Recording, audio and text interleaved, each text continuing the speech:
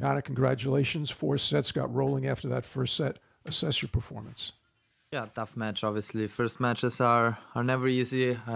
Took some time to get into rhythm, but very happy how I ended the match, which hopefully can give me confidence for the next match. So glad to be in the second round. Good. Congratulations. Questions? Matt. Hey, Jannik. Well done. Matt Futterman from The Athletic.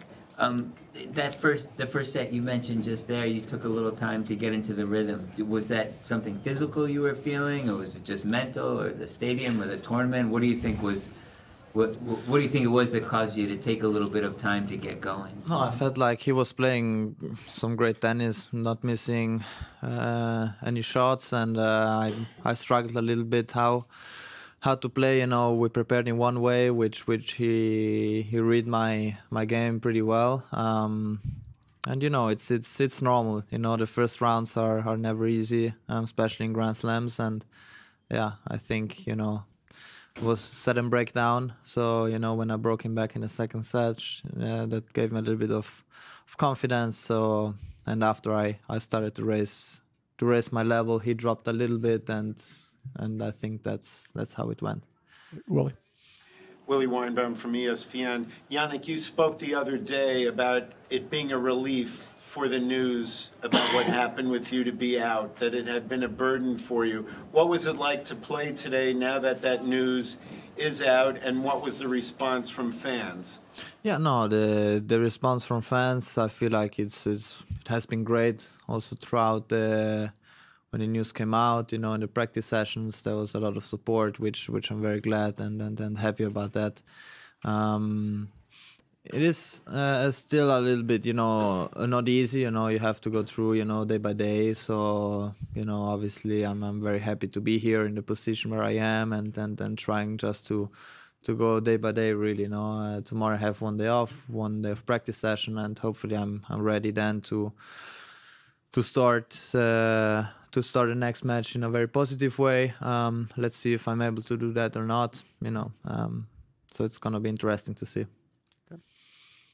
Hi, Jannik. Dan Matthews, Daily Mail. You spoke before about saying you weren't sure how the whole affair would impact your reputation. I just wondered what your emotions were and your expectations were as you walked out onto the court.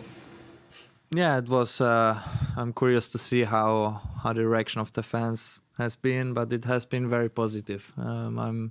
Was very glad how the support was. Also playing against an American, no, it's a little bit different. So I'm happy how I handled also the situation. Well, was not easy. So I think a lot of positive things from today's day, and so let's keep seeing what's coming in the next round.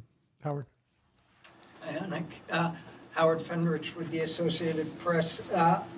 You've been asked about the fans. I'm curious about other players and what you've heard from other players or reactions have been in the locker room. Yeah, there are some reaction. You know, I cannot really control what they think and what they talk. So you know, that's how everything went and how it was. I already talked, no. So I cannot control the players' reaction. You know, if I have something to say to someone, I go there privately because I'm this kind of person.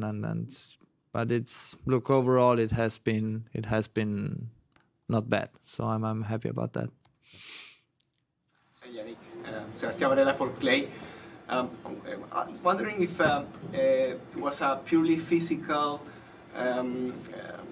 motive to pull out from the Olympic Games, the illness, or it was also like a mental struggle for you. I don't know, maybe you didn't want it that time the news to come out.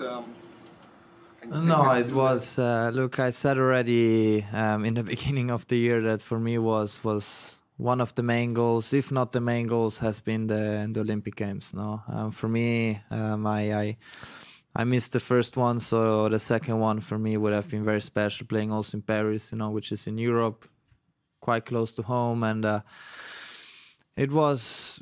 If I would have had a chance to play, you know, physically, not being ill and being able to compete, I would have been the happiest, you know, I think in that moment, because, you know, representing Italy for me is always a huge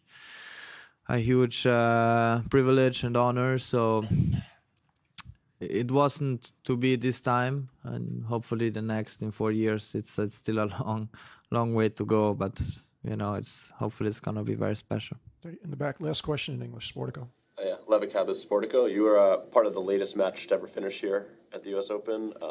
Do you think it's okay for matches to be finishing that late in the night? Would you change anything about the process to prevent that from happening? How do you feel about the really late finishes? No, I'm just a player, you know. It's this is an organization thing. I don't want to talk about this, you know. Obviously, when you play second in the second match in the night, which means it's the last match of the day, it could potentially go quite long.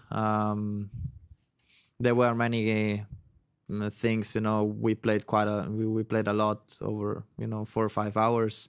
The match before us went 3 sets that day, so you know it can happen that it can go very long, but you know, I'm just a player. I'm happy to go on court and trying to play some good tennis. Okay, thank you, everyone. Let's move to Italian, please.